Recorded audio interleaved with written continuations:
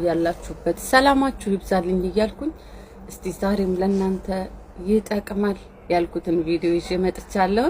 ይህን ቪዲዮ እስከ መጨረሻው ተከታተሉት። ሪፖስት ኮፒ ሊንክ ደግሞ ማድረጋችሁን አትርሱ። በብዛት ስትሪም ላይ እየመጣችሁ እንዲሁም በውስጥ በሜሴጅ ዋትስአፕ ላይ የምታስቀምጡልኝ መልእክት አለ። ልጠፋ ነበር፣ ቤቱ አልተመቸኝም፣ 5 ቤት 6 ቤት ቀየር ያለው ማሬ። እዚህ ሀገር ስትመጪ የተመቻቸ ህይወት ለመኖር ነው እንዴ መጣሽው? የተመቻቸ ህይወት እኮ ልትኖሩ አይደለም የመጣችሁት። ሰው ቤት ውስጥ ተቀጥራችሁ የመጣውን ቻሌንጅ አልፋችሁ ደሞዛችሁን ብራችሁን ይዛችሁ ወደ ሀገር ሄዳችሁ የተሻለ ህይወት መኖር ያለባችሁ ሀገራችሁ ላይ ነው። እዚህ ሀገር እኮ እኛ ስንመጣ ተገዝተን እኮ ነው የመጣ ነው። አትርሱት፣ የመጣንበትን ተገዝተን። አንድ አሰሪ እኛን ገዝቶ ሲያመጣን እኛ እንደፈለግነው ልንኖር ሳይሆን የሚያዙንን አቤት ወዴት ብለን ልንሰራ ነው። ባባ ሰላም አላለችኝም፣ ማማ ሰላም አላለችኝም፣ አኮረፈችኝ ምን አገባሽ?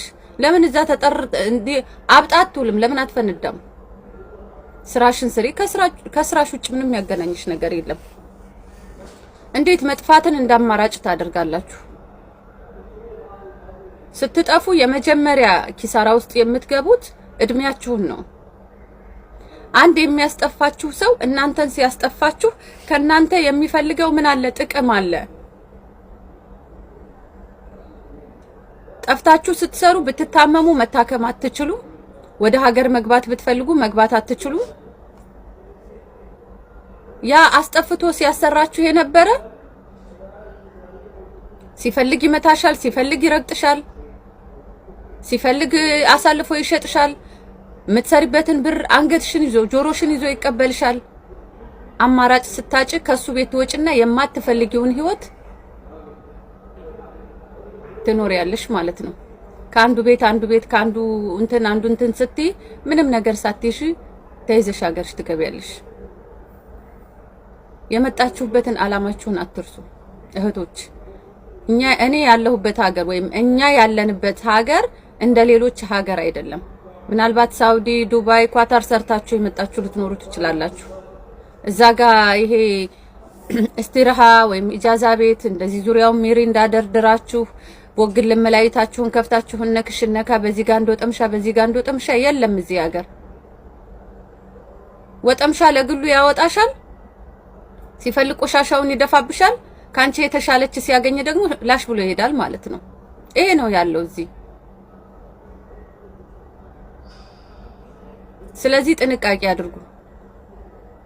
ደሞዝ ተከፍሎሽ ከምትሰሪበት ቤት ወጥተሽ የመዋቀጥ አሰሪ ካልሲና ቡታንታ በነፃ ማጠብ ከተመቸሽ ውጪ ሞክሪው። እኔ እኮ ግራ ነው የምትገቡኝ። የመጣችሁት ለ2 አመት ኮንትራት ነው። ቤት ውስጥ ከተደበደባችሁ፣ ከተመታችሁ፣ ደሞዝ ከተቀማችሁ፣ ከራባችሁ ኤጀንሲዎች ጋር ደውሉ። ኤጀንሲ የማያነሱ ከሆነ ደግሞ አማራጭ አለ። ኤምባሲ ሂዱ።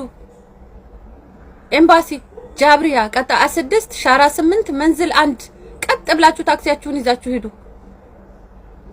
ምንም አይነት ኤጀንሲ ሴክሬታሪ ስልክ የማይመልሱላችሁ ከሆነና እናንተን የሚያንገላቷችሁ ከሆነ እናንተን ወክሎ የመጣ አካል አለኩ።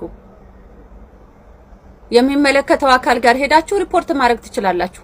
አፍ አላችሁ የምትናገሩበት። ጃብሪያ ቀጣ 6 ሻራ 8 መንዝል 1 ሂዱ፣ ክሰሱ እዛ።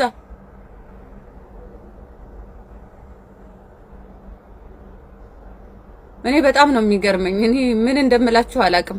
ቁጭ ብላችሁ ለመዋቀጥ አሰሪ ቅንጨሽን ማቀንጨትና ፍርፍርሽን ማፈርፈሩ ከተመቸሽ እሱ መብትሽ ነው።